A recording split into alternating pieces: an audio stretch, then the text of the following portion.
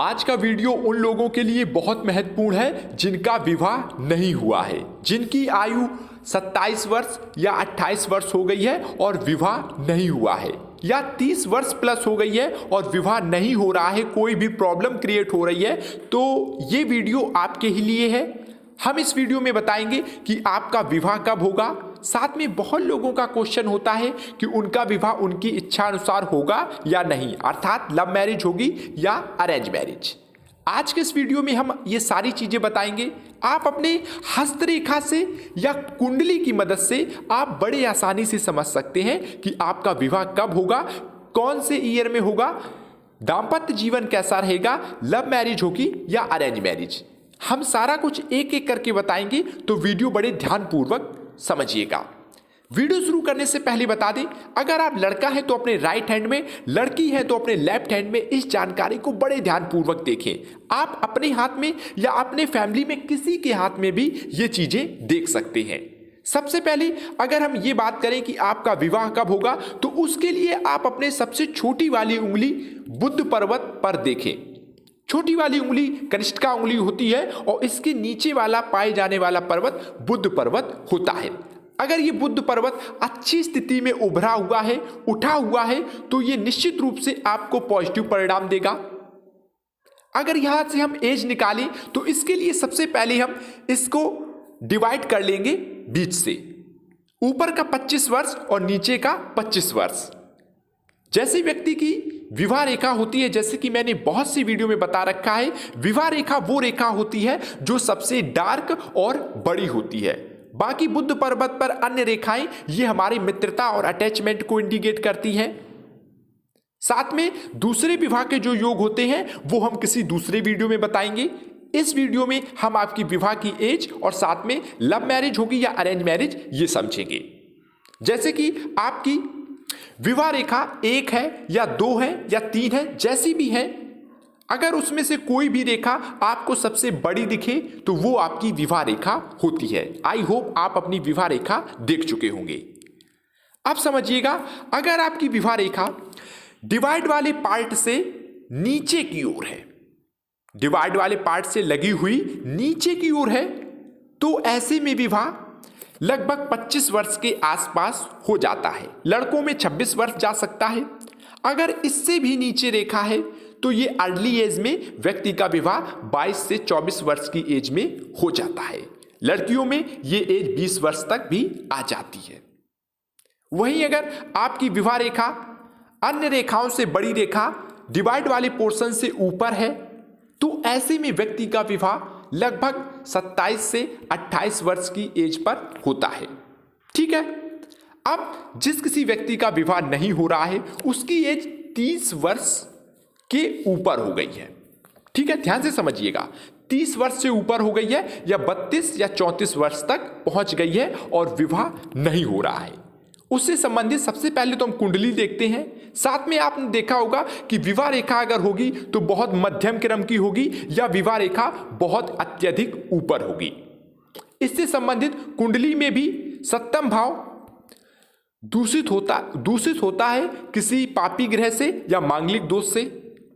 साथ में किसी क्रूर ग्रह की दृष्टि होना या सप्तम भाव पर किसी क्रूर ग्रह या पापी ग्रह की उपस्थिति होना ये विवाह में काफी ज्यादा देरी करा देता है। अब ऐसा नहीं है कि विवाह नहीं होगा। अगर आपके हाथों पर विवाह रेखा ऊपर की ओर दिख रही है और मध्यम क्रम की दिख रही है, साथ में अगर नीचे मध्यम क्रम की है और ऊपर अच्छी रेखा है, तो इसके दूसरे शादी के योग बनते हैं। पहले शादी किसी कारणवश नहीं चली, डिवोर्स हो गया, या किसी कारणवश पहली शादी सक्सेसफुल नहीं रही, दूसरी शादी का भी योग बनता है। अब अलग अलग हाथों में देख के पता लगता है कि उसका विवाह कब होगा, क्योंकि कुंडली से, अगर आपके पास कुंडली मौजूद है तो कुंडली से भी देख सकते हैं, क्योंकि कुंडली हर किसी व्यक्ति के पास नहीं होती है, तो आप हस्तरेखा से भी समझ सकते हैं। अगर आपको फिर भी समझ में नहीं आ रहा है तो आप हमारे दिए गए व्हाट्सएप नंबर पर अपने हाथों का क्लियर कट फोटो दें। हम आपके हाथों का अच्छे से एनालाइज करके बताएंगे कि आपका विवाह कब होगा, दाम्पत्य जीवन कैसा रहेगा, ये सारा कुछ। जैसे कि कुछ एग्जाम्पल हम दे रहे हैं। अगर आपकी विवाह रेखा नीचे की ओर झुकी हुई है हार्ट लाइन की तरफ, ठीक है। तो ये आपके वैवाहिक जीवन को अच्छा बनाएगी, सुखमय बनाएगी। वहीं अगर स्टेट गई हुई है तो ये लगभग 80% लोगों की ऐसी नॉर्मल लाइफ होती है। वैवाहिक जीवन में 80% लोगों की जैसी नॉर्मल सामान्य जीवन होता है, ऐसा ही रहने वाला है। अगर किसी व्यक्ति की विवाह रेखा खंडित है, आगे से क्रॉस है, या किसी कारणवश आगे से रुकी हुई है, या उसका मुख ऊपर की ओर है, तो ये डिवोर्स और आपस में सामंजस्य ना बैठना, लड़ाई झगड़े होना और डिवोर्स का कारण बन जाती है। बहुत सी स्थिति होती हैं, करीबन 44 प्रकार की विवाह रेखा होती है। किसी और दिन हम सारी रेखाएं आपको बताएंगे। इसके लिए आप चैनल को सब्सक्राइब करके जरूर रखें, जो आने वाला वीडियो आप तक पहुंच सके। ठीक है। अब यहां पर हम बात करें सबसे पहले लव मैरिज की। ठीक है, साथ में बताएंगे अरेंज मैरिज। समझिएगा, अगर किसी व्यक्ति के शुक्र पर्वत पर आपको, शुक्र पर्वत आपका अंगूठे के पास वाला होता है, अगर इस जगह पर आपको स्टार नुमा चिन्ह दिखे या क्रॉस का चिन्ह दिखे, तो ऐसे में व्यक्ति प्रेम विवाह कर सकता है, इसमें सक्सेसफुल रहता है। साथ में ऐसे व्यक्तियों की फाइनेंशियल स्थिति भी अच्छी रहती है।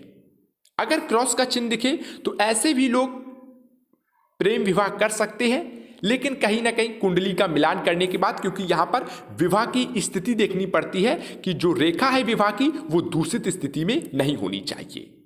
साथ में प्रेम विवाह का दूसरा संयोग, अगर किसी व्यक्ति की विवाह रेखा नीचे की ओर वाई आकृति बनाए, ठीक है, ध्यान से समझिएगा, अगर नीचे की ओर वाई आकृति बना रही है तो ये प्रेम विवाह को इंडिकेट करती है। ठीक है। साथ में अगर ये ऊपर की ओर वाई आकृति बना रही है तो ये भाई अच्छी स्थिति नहीं होती है, ये विवाह में कहीं ना कहीं अड़चन लाता है। विवाह के बाद अटैचमेंट दूसरों के साथ होना, ऐसी चीजें व्यक्त करता है। ठीक है। अंदर की ओर वाई आकृति अच्छी नहीं होती है, बाहर की ओर वाई आकृति प्रेम संबंध को दर्शाती है। साथ में अगर आपकी विवाह रेखा दो आपस में एक समान दिखे, बराबर दिखे, ठीक है, तो ये भी विवाह को इंडिकेट करती है। साथ में अगर किसी व्यक्ति की इस प्रकार से झुकी हुई विवाह रेखा है, हार्ट लाइन को टच ना करती हो, अगर टच कर गई तो ये आपके पार्टनर को कहीं ना कहीं नुकसान पैदा कर सकती है, बीमार रह सकता है, हेल्थ प्रॉब्लम क्रिएट हो सकती है। अगर इससे नीचे निकल जाए तो उसकी मृत्यु भी हो सकती है। ठीक है। अलग अलग परिणाम बनता है दोनों की हथेली देखने के बाद। ठीक है, ये तो लव मैरिज की बात हो गई। अब यहां पर एक साइन और है, अगर आपकी भाग्य रेखा कहीं से भी निकले, अगर उससे कोई शाखा निकलकर चंद्र पर्वत पर जाए और साथ में गुरु पर्वत पर क्रॉस का चिन्ह दिखे, तो ये भी स्थिति बनती है लव मैरिज की। आप इच्छा अनुसार विवाह कर सकते हैं। उसके लिए हार्ट लाइन को और देखना होता है कि किसी भी व्यक्ति की हार्ट लाइन अगर रेशेदार है तो वो भी अपनी इच्छा अनुसार विवाह करता है और उसका दाम्पत्य जीवन भी अच्छा रहता है। ठीक है।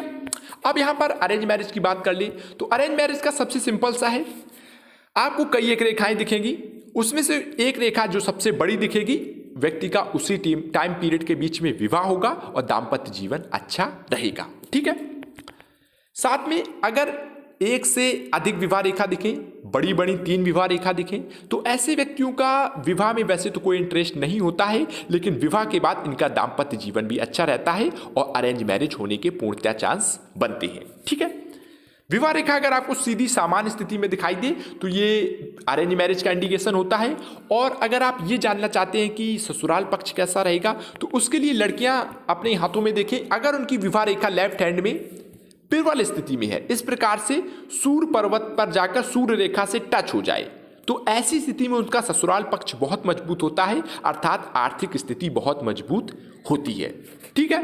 अगर विवाह रेखा नीचे की ओर झुकी हो, अगर लव मैरिज किसी कारणवश नहीं हुई, लेकिन इन व्यक्तियों का फिर भी इच्छा अनुसार अच्छा दाम्पत्य जीवन रहता है, इन्हें इच्छा अनुसार वर की प्राप्ति होती है। ठीक है। ये तो अरेंज मैरिज और लव मैरिज के विषय में बात हो गई। आने वाली वीडियो में हम आपको बताएंगे कितने प्रकार की विवाह रेखा होती है, क्योंकि हर व्यक्ति के हाथ में विवाह रेखा अलग अलग होती हैं, और कुंडली से भी बताएंगे कि आपको कैसे पता करें कि लव मैरिज होगी या अरेंज मैरिज। ठीक है। अगर आपको फिर भी समझ में नहीं आ रहा है तो आप हमारे दिए गए व्हाट्सएप नंबर पर आप हमसे संपर्क कर सकते हैं। धन्यवाद।